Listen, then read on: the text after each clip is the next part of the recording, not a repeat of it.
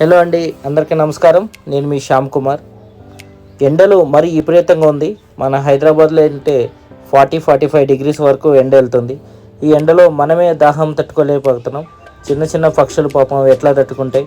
అందుకని ఈసారి మనం ప్రతిసారి చేస్తా అలానే ఈసారి మీషోలో బుక్ చేసి ఈ వస్తువులు తీసుకొచ్చిన మా ఇంటి దగ్గర గోడకు తగిలించడం జరిగింది.